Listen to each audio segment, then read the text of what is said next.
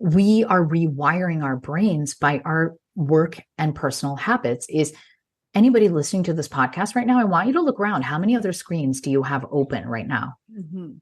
And the constant stimulation from emails and text messaging and social media notifications has rewired the adult attention span to be less than 9 seconds.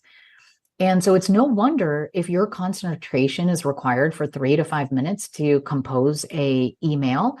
Let's say it's something so simple as, Dr. Luella, we need to have a follow-up meeting. And are you available on these 3 dates at these 3 times? Mm-hmm. I'm struggling with the attention of my calendar and composing the email and typing at the same time. Mm-hmm. And that's a busy brain, a sign of a potential busy brain. Now, can a stimulant help some of those people? Absolutely. Is it necessary? And everyone? No, unless you've been properly screened.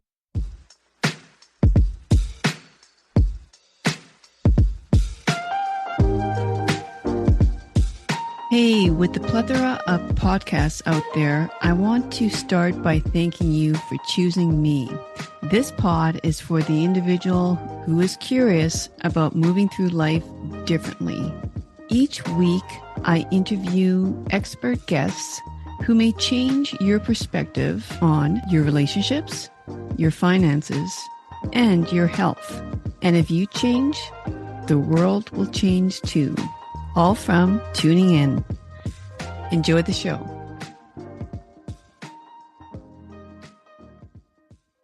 Hey, it would mean the world to me if you took a quick moment to scroll down, click on the show, rate and review, or share the show. Take a screenshot, share it with me on social media, share it with a friend. They might be able to hear a message that they really need today. And that would also mean the world to me. You know, the funds to run this show come straight out of my pocket. There's no paid advertising. There's no sponsorship. There's no interruptions of any sort, except this one. So yeah, it would mean the world to me. So let me know if you're loving it. Hello, everyone. Thank you for coming back to I Think I Can podcast for another interview. Today, I have the pleasure of introducing you to Dr. Romie Mushtaq. And I'm going to let the introduction, I'm going to let Dr. Romie introduce herself because I feel like we can all describe ourselves a lot better than another person. So welcome, Romie. Thank you so much, Dr. Luella, for having me. I'm a self-described STEMinist in stilettos. My background is that I am a board-certified doctor in medicine, in both neurology and integrative medicine. And my hat's off to you with your PhD. I will say, if I had all the free time in the world, which I don't, I would go back and get a PhD in psychoneuroimmunoendocrinology. Oh. Today, I am no longer seeing patients. I am the founder of the brainSHIFT Institute, and I work with Fortune 500 companies, global associations, and athletes on peak performance for individual brains and for teams. I also currently serve as the Chief Wellness Officer at Evolution Hospitality, where I've scaled a wellness program to over 7,000 employees.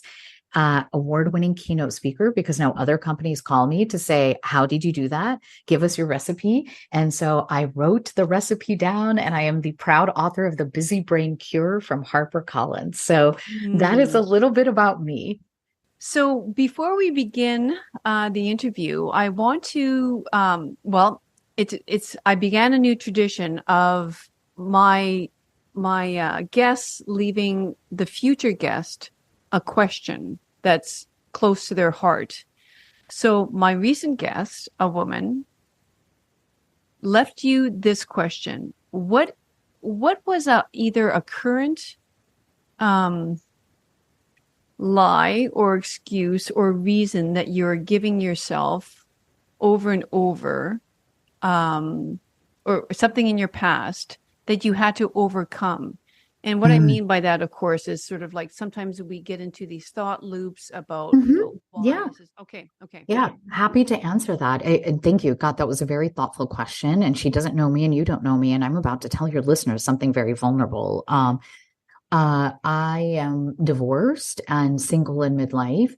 And I was telling myself a lie that I could not simultaneously have a successful career and a public facing brand and find love in a supportive man. I'm straight. Um, Simultaneously. And that was a lie that I was telling myself. And I have worked very hard to realize and trust and say, I know I can. I know this is I Think I Can podcast, Yes, but that yes. the universe is going to provide me the man that understands that I serve a mission that is larger than myself. And I would like to have a loving companion by my side to go home to and just let down the CEO STEMinist Dr. Romie mask and be in a loving relationship, someone I can be Romie with.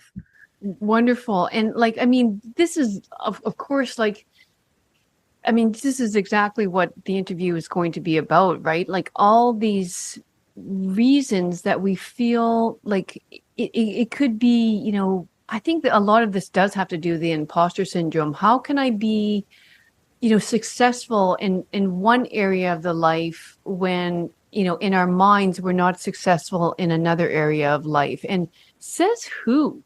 You know, says Well, for me, it's not says who. I want to honor that because I am a woman of color and I'm of South Asian descent. And so there is a cultural awareness that has to happen and cultural complexity.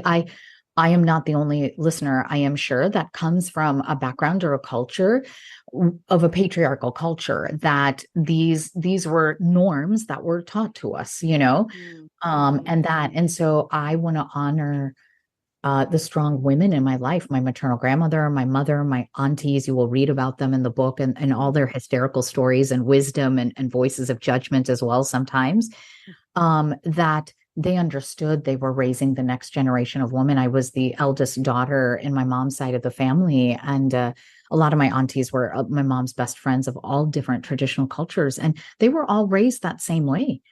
And so I really honor them that they understood this was also a cultural barrier that can make a woman think this way.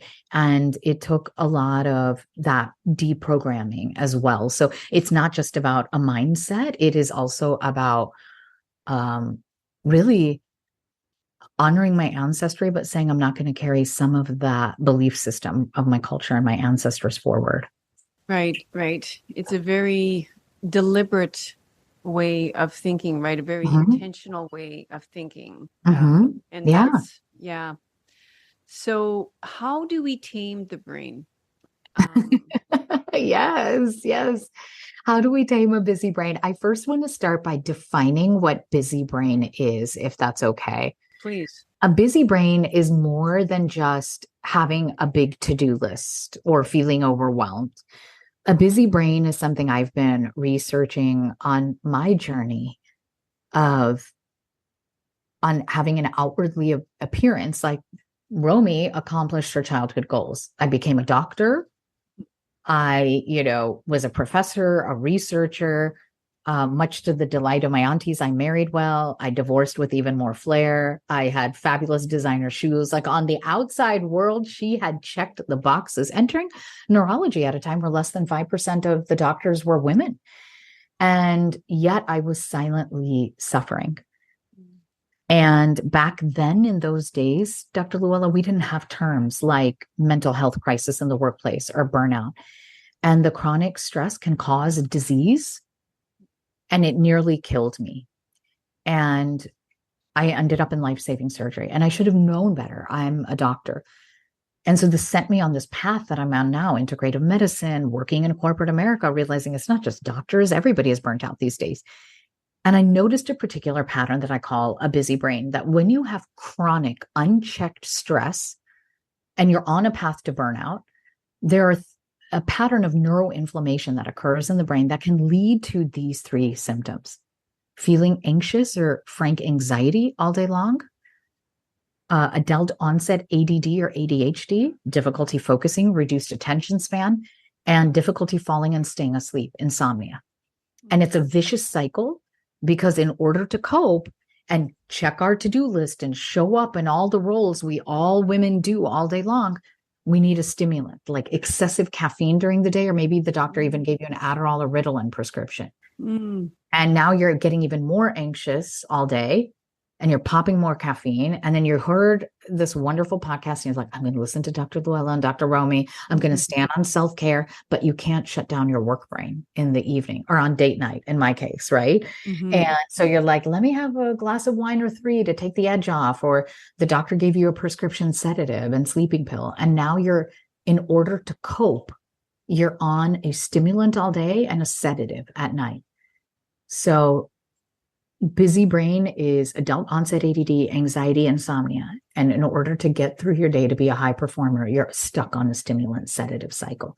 So that's what a busy brain is. And I will argue that people don't need another time management technique or productivity tool. We have to heal the root cause of the busy brain. I love this. It's so interesting. Of course, this, like, I interview you right around this time because there's something about the adult ADHD diagnoses that I'm really, really concerned about. And, I'll say something right here too that I haven't said to anyone, but I started listening. I caught wind of a podcast that's about adult ADHD for women, and I started listening, and I was just like I never have been one for labeling and diagnosing and things like that. I just feel it shuts a person down. I realize there's times where it can be very advantageous, but concerning adult ADHD, I'm really concerned about these stimulants becoming more and more of a recreational drug. Yeah. And I want to break that down. So in chapter 9 of the book, I address this. I address the attention span crisis. I want to start by saying, in the 1990s, when I started medical school and neurology residency training, and neurology and psychiatry back then, adult onset ADD or ADHD did not exist. You only had it if you had it as a child. That has changed in the last decade. We now know that that is not true. You can absolutely develop adult onset ADD, ADHD. Typically, it's more attention deficit disorder, and hyperactivity is really impulsivity. So people who are prone to addiction. So that is a real diagnosis in adulthood. I want to be clear, and I talk about that in the book. I think what you're saying is correct as well, is there are too many people listing off symptoms on Instagram or podcasts that aren't qualified. And I actually did a webinar for a global brain shift community on this. And I took them through the screening test that a therapist or a doctor who's trained in ADHD would do in the doctor's office. And you ask these questions and you score them. It's 18 questions, isn't it? The ADHD screening? Yeah, the ADHD screening. And yet most people had never gone through that, and they had labeled themselves, or they tell their primary care doctor, I can't focus. And the primary care doctor wants to make an insured patient happy, and they give them. And so this is a prescribing crisis by the medical community, just like we talk about the overprescribing of fentanyl or pain medications, or opioids. Overprescribing of stimulant drugs for adults is a crisis, and it has become a performance drug to abuse in medical schools, law schools, anywhere that there is like high achieving professionals that feel like they need an edge. That is high schools. Well, but this book is meant for adults, so I don't want to discuss children. So this is, my research is all based on adults, and so not that you're not correct, but I don't want to go there, because both of us are going to start getting questions, and I don't do pediatrics. So so that's why I wrote The Busy Brain Cure, because yes, some people absolutely need those stimulant medications, but if you've been screened properly. What we do know now, and I discuss in chapter 9, and you hear the research study we did at Evolution Hospitality, where I'm chief wellness officer, is we are rewiring our brains by our work and personal habits. Is anybody listening to this podcast right now? I want you to look around. How many other screens do you have open right now? And the constant stimulation from emails and text messaging and social media notifications has rewired the adult attention span to be less than 9 seconds. And so it's no wonder if your concentration is required for 3 to 5 minutes to compose a email, let's say it's something so simple as Dr. Luella, we need to have a follow-up meeting. And are you available on these 3 dates at these 3 times? I'm struggling with the attention of my calendar and composing the email and typing at the same time. And that's an attention, a busy brain, a sign of a potential busy brain. Now, can a stimulant help some of those people? Absolutely. Is it necessary in everyone? No, unless you've been properly screened. And so I want to start with that. And then we can dig in deeper of people who are having the attention span issues. We have the BrainSHIFT protocol of getting to the root cause of it, right? So I think, I hope that helps address what you were saying. Yeah, no, it does. I wanted you to speak on it, so I'm glad it just came in like that. Yeah.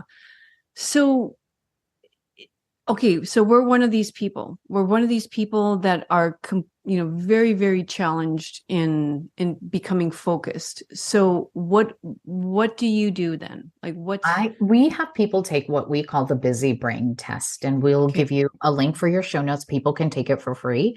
This is how I did some of my research in my research period, which was both in the pandemic when the world was locked down and outside of the pandemic. We had 17,000 people take this test.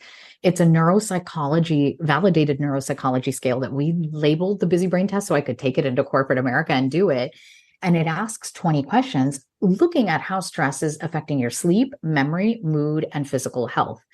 Good. And then we looked at the scores, and from the validated scale, we know if you have a score above 30, you now have this pattern of neuroinflammation or chronic stress is affecting your brain. Above 40, you're starting to get symptoms that are in your brain and in your physical body. And above 60 is a level of burnout.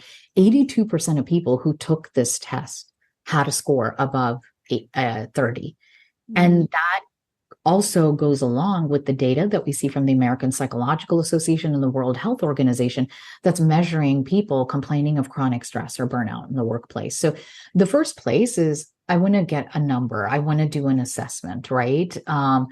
And this is a real validated assessment. This isn't one of those fun pop quizzes that we see of what makeup personality are you, Luella and Romie? Right. This is an actual clinical validated test, and people can take it on my social media for free as well. So one is let's get the number so we know where you are. Once we have that, then the next steps comes and we're saying, I want to help you cure this. Because most of the information that's out there on social media and podcasts today is this idea that, give me 1 or 3 quick tips that I can make a life-changing, event with. And that's not how it works. No, make a list. Make a list. It took us years to get to this place. And the cure for Luella and myself, if we both have a busy brain, is going to be very different. And so yes. I created the protocol and then we had to test it. And that's what the next step is. And you go straight to chapter 10. If you're like, girl, I got my score, Dr. Romie, auntie, get to the point, land the plane, go to chapter 10 and start there. It's an 8-week protocol to help you find focus, tame anxiety, and sleep again. And they are brain shifts or micro habits each week that you do that stack upon themselves. Wonderful. Oh my God. Yes. How were you delivered to me? It's likewise, to talk to a fellow doctor sister who gets the science, I'm excited. Yeah. Oh my God. No, this is perfect. Okay. So I'm going to tell you this, because I'm going to tell you, this is why it's so perfect. It's sort of, so I have so many of, people complaining to me about this, and I'm hearing all these symptoms. Luella is going, what the heck? I sort of feel this way too. Do I have adult ADHD? So I go see my GP and I said, I want to be screened. I've been told by my clients that they get the screening done in the office. So sure enough, he gives me the screening and I scored 9 of the 18. And he said, this is what's indicative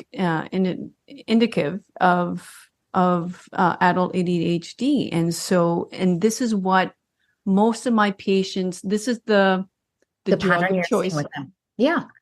So I said, and this is where I take it a step further and I go, okay, I'll try it. Yeah, sure. So I did. It was Vyvanse. Yeah. I tried it for a week. I did notice it was, I took it at early morning, did notice slightly more focused. Okay. But then, as with all medication, there's a side effect. And I was just waiting for this to happen. For me, the way I expressed it was at 4:30, 3:30, 4:30, whatever, I'd be like bright-eyed and bushy-tailed. And I just needed to get out of bed. So that lasted a week. I called them. I said, this is not working for my intention was never to continue with it, but I wanted to play the role.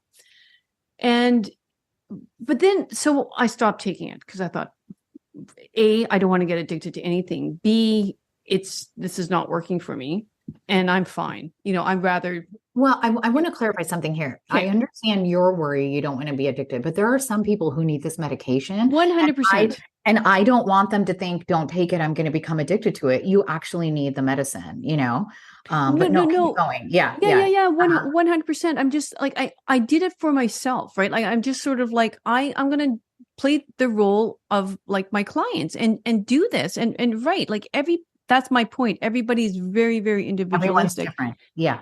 So, I'm left with thinking, am I really? Like, do I now seek out a clinical psychologist and get all the testing done? Because, I have a solution for you. I have a solution. Exactly. That's what I'm saying. Like, here I am. Like, and how let's do this. So when people tell me they got that, they have that, and you're the rare person that actually went to the doctor and got the screening test done. You're aware. Exactly. Most are self-diagnosing on the internet. I also want to know, do you have the other symptoms of busy brain, which is anxiety, ruminating anxiety, the thoughts and the worries circling in your brain. You have 72 worrying conversations going on before you go to bed.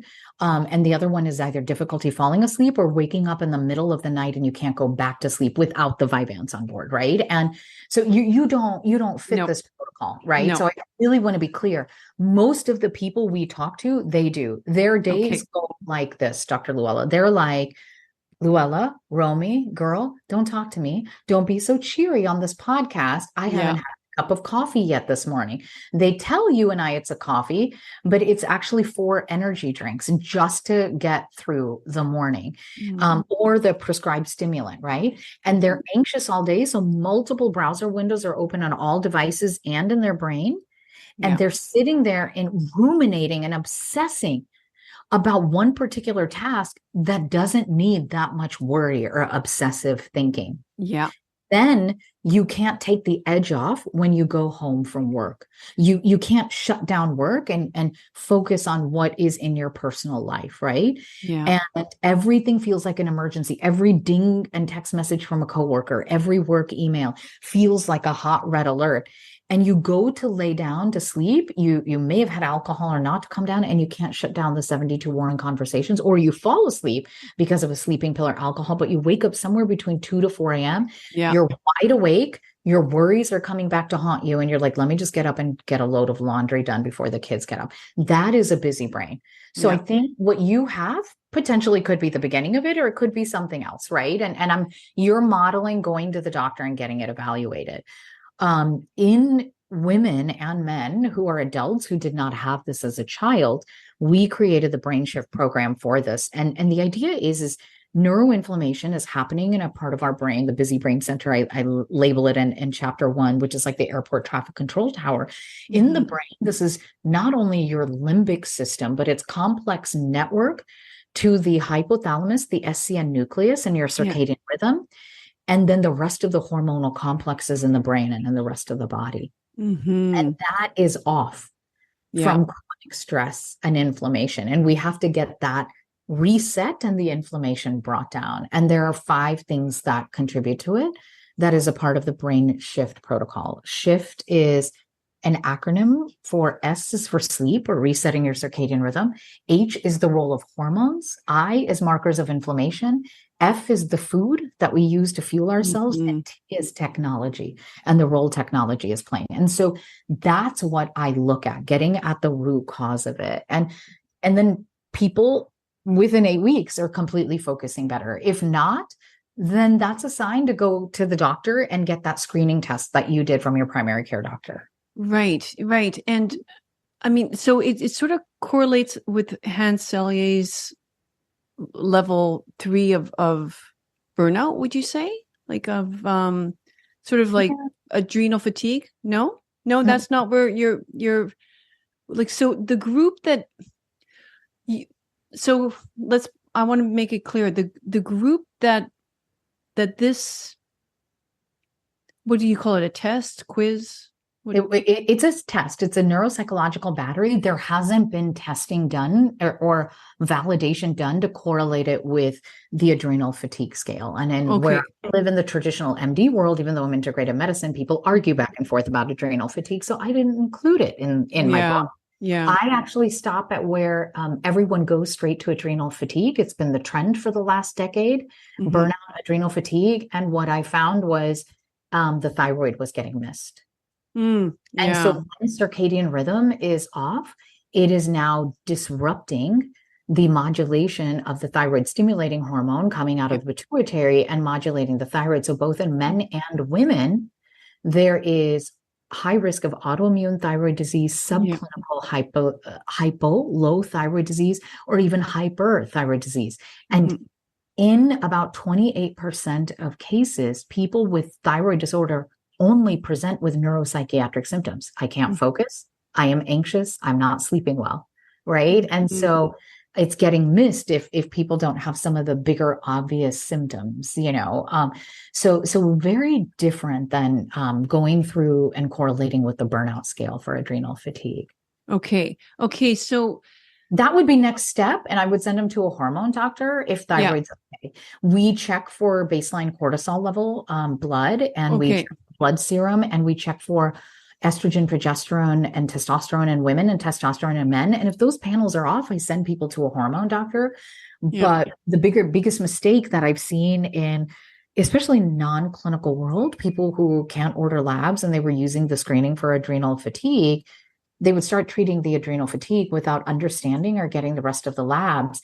And if you don't treat the thyroid, you're not going to be able to properly heal the downstream hormones. Right. That makes sense. Yeah.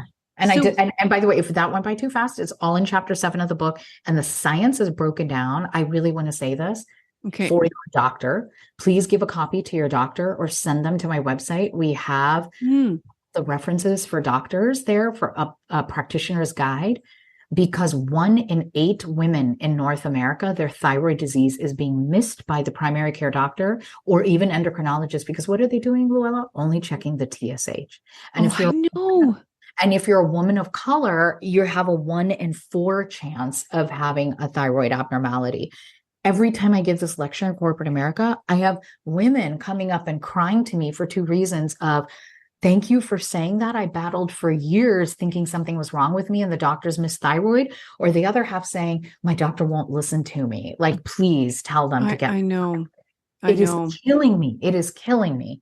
Yeah. No, I'm glad you brought that up, because I don't know what's going on. It's the same in Canada. It's sort of like, I asked, I had to ask it. You actually have to ask for a full thyroid panel. To me, it's the only thyroid. It's the only way to test the thyroid. And even then they resist, because we do have employees in the Canadian medical system. And it was equally as challenging when a doctor, chief wellness officer was ordering these labs, and you had to justify in your medical system the utility of them. And so for all of your listeners in Canada, and I have them too, I really want to say this is, you can't walk in and say, I heard Luella and Romie on this podcast, or I heard this book. You have to go in with symptoms. And you then advocate for your doctor and say, did you know 28% of people who have abnormal thyroid disease only have brain and mental health symptoms? Right. Yeah. Yes. Exactly. Yeah, exactly.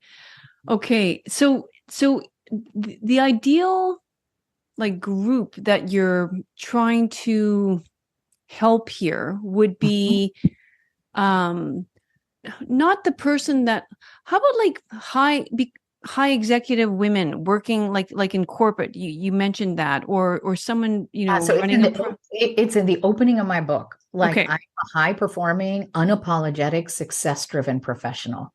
I don't want to be told, and my clients don't want to be told to slow down. We are No. far beyond telling people to eat berries and breathe and watch this lovely reel on Instagram of Mm-hmm. puppies hugging babies. Mm-hmm. No, those are the old stress management paradigms of acute stress. We are in a chronic stress burnout crisis. We need to get to the root cause. So this book was written for men and women, typically around the age of 35 to 55 or beyond, where they are in a successful driven career. Like I Mm-hmm. have served every industry from doctors to hotel general managers to pharmaceutical executives to finance executives, tech startups. Like all of us, we don't have the luxury of a 4-hour work week, Luella, right? No. And maybe I want to. We can't take a self-care sabbatical. We're either No. parents or caregivers of elderly loved ones. Like we work in the real world, and baby, we got to pay the mortgage. And Yeah. Yeah. and so I like this is that Dr. Romie real talk. Like Mhm. people come to me because they're like, I downloaded a meditation app and it was lovely, but there's something more going on. Yeah.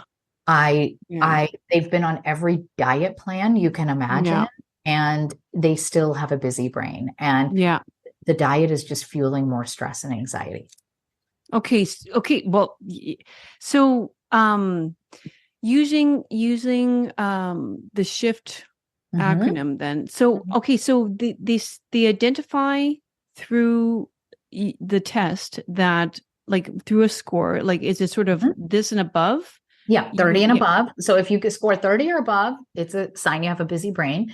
Okay. You are sent your score range and what it means. And then you are sent as our gift the first week of the protocol to Hmm. execute the S in sleep. Yep.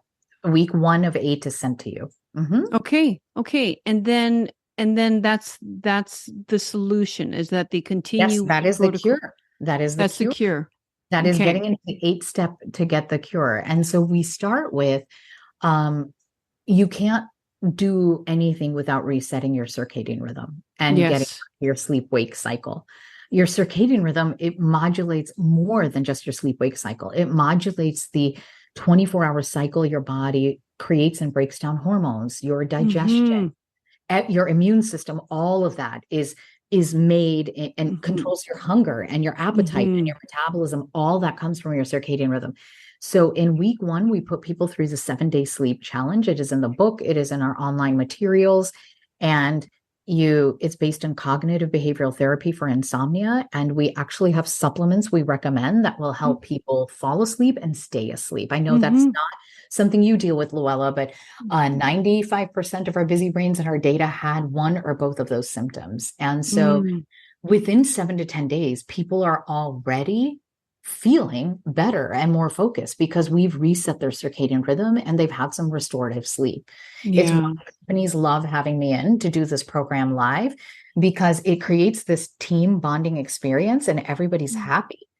And Mm-hmm. and they know I'm not going to get up in the middle of the work and hold a global team meeting with colleagues halfway around the world in Asia, nor am I going to send emails because we're all on this 7-day challenge and I'm not going to be the one to break it, you know? Yeah. Yeah. Yeah. And Yeah. so we do that. And so the first 2 weeks are that.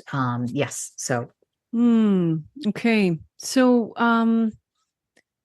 and like, so you created this because out of your own need is basically what you're saying, correct? let's say when people read the story in chapters 1 through 4, you hear the story of despite looking like an outwardly successful professional, I was Yeah. struggling and I end up in burnout and life-saving surgery. Then in chapters 5 through 9, I am the person needing healed and in search of the cure, not understanding this is busy brain and a chronic burnout crisis. And what I've learned in integrative medicine and in mindfulness and from being a chief wellness officer. And then the chapter 9 is the start of the research. And chapter 10, you hear the stories of transformation. And so I wrote this book because it was a 8-9 year journey for me to heal Mm-hmm. and understand. And I wanted people to be able to do it in 8 weeks and Mm-hmm. condense it. And this includes drawing labs. And so I wrote this book because people need a solution to burnout. Mm-hmm. You Yeah. literally, we need to heal it. We don't need to put a band-aid on it. We need to heal the root cause of what's going on. And I think on a personal level, I created this protocol because Well, I remember walking through the hospital corridors in a job that I loved and patients and research that I loved. And I was struggling. And it was visible because my patients would ask me if I was okay. But do Mm, you know, not a single colleague asked me if I was okay.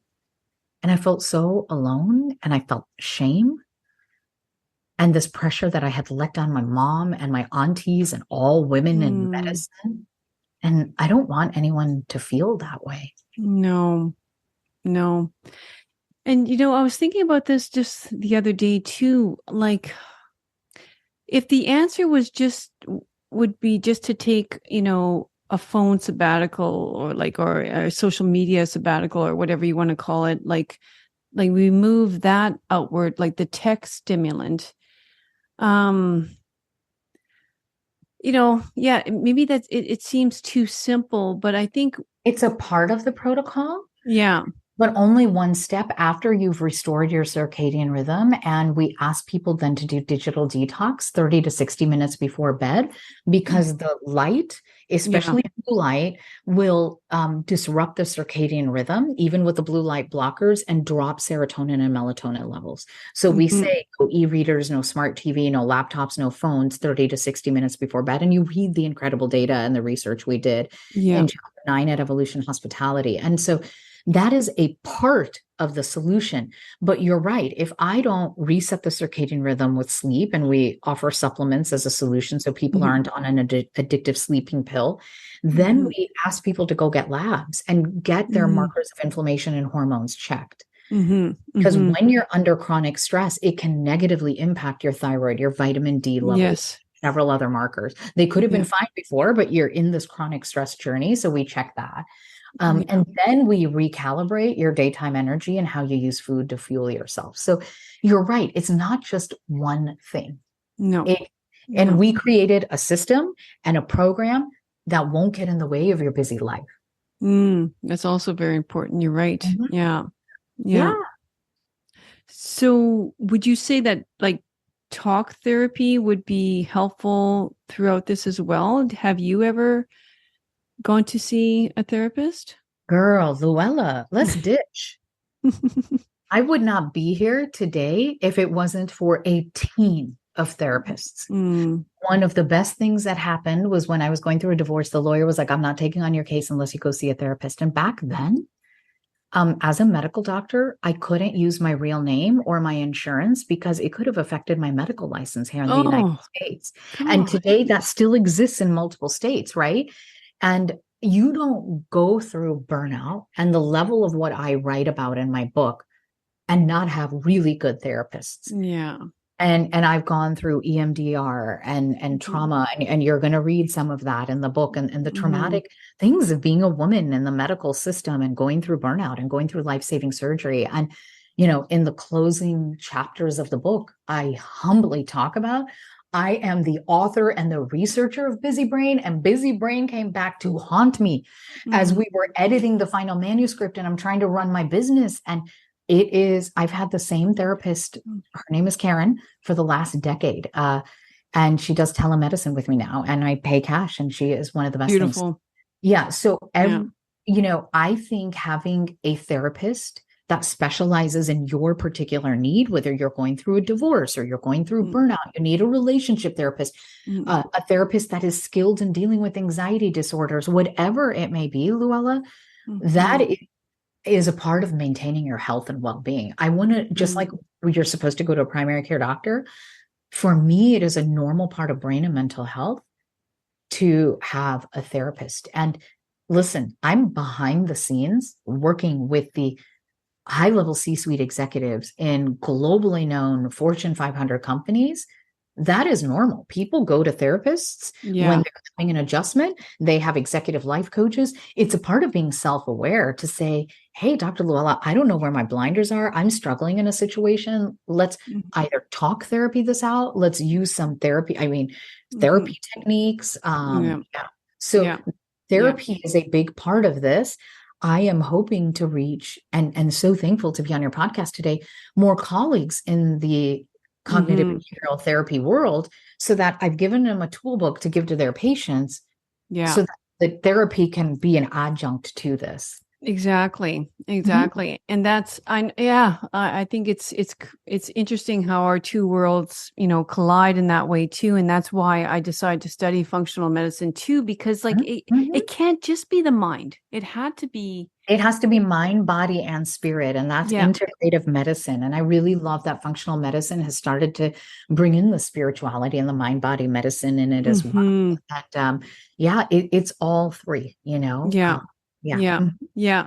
But it's challenging nowadays, right? To work with, like, it's not the same as it was 30 or 40 years ago. And that was my other question. I'll just maybe mention that.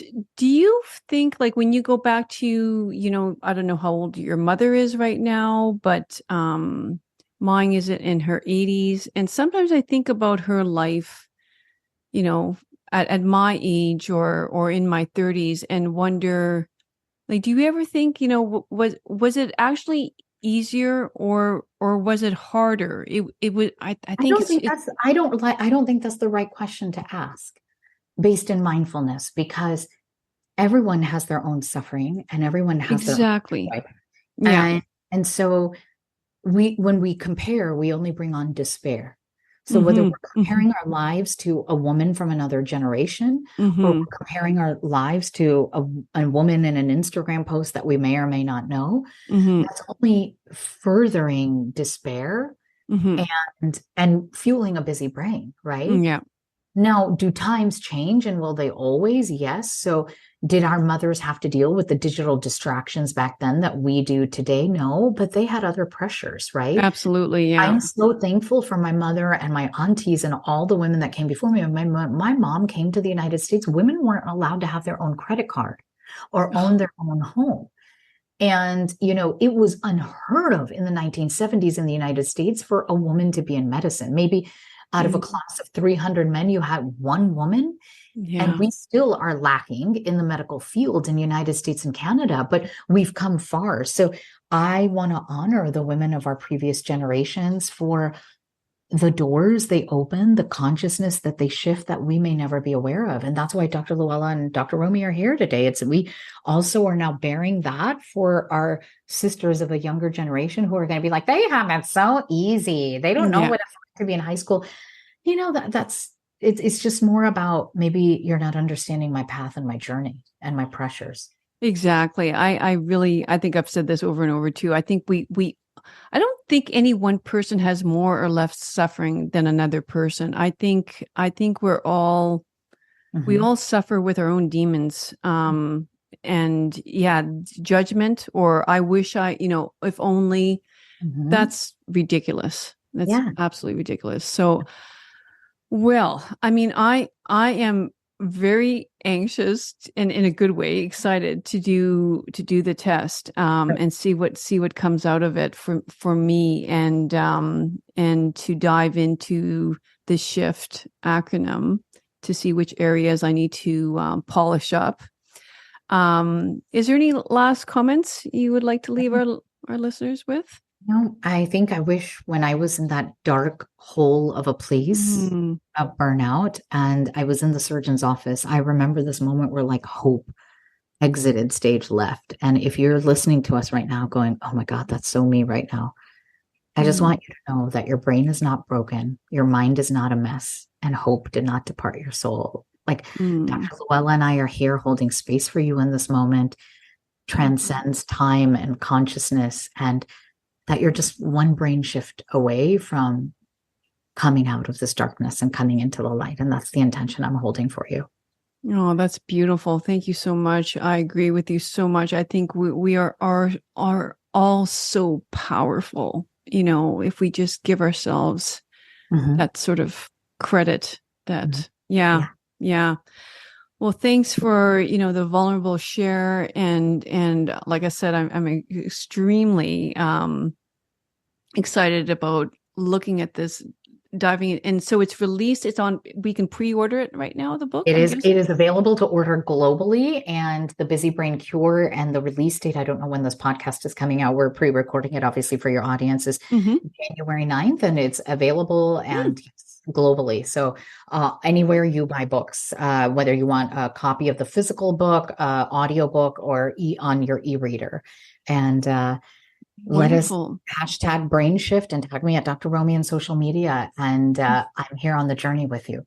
Wonderful. Well, I can say it's going to be early January. So might be right right at at the release. release. Amazing. Yeah. Amazing. Beautiful. Okay. Yeah. Okay. And what is one question you would like to leave my future guest? I'm going to ask them, what is your favorite comfort food? And tell us the story behind that food. Is people will read in our BrainShift protocol, diet is a 4-letter curse word, and we celebrate comfort food in our protocol. We have other systems to help you manage food and how to fuel yourself so it doesn't feel like you're on a diet. So I want to know, what's your favorite comfort food, and tell me the backstory of that food. I love that. Yes. Because I am so with you there. It's food is very emotional, and I sort of have the hashtag eat dessert daily because I love it. Yeah. We get along so great, Dr. Luella. You're eat dessert daily. I'm about having your comfort food. I firmly believe that food is a love language. And it is. And if we could sit down over meals, we could heal anything that is come between us as individuals and as society. And food is tied to religious traditions, family memories, our country or states of origin, and we must honor our comfort food. Wonderful. Yes. Yeah. Food is medicine. Amen. On so many levels. Amen. Okay. Well, everyone else have a wonderful week, and grab her book. I think this is the answer that we've all been searching for. So thank you so much again, Dr. Romie. Thank you. Thank you, Luella. Okay. Everyone else, take care. Thanks once again for joining me on another great episode of I Think I Can podcast. If you liked it, please subscribe below so you don't miss out on any future episodes.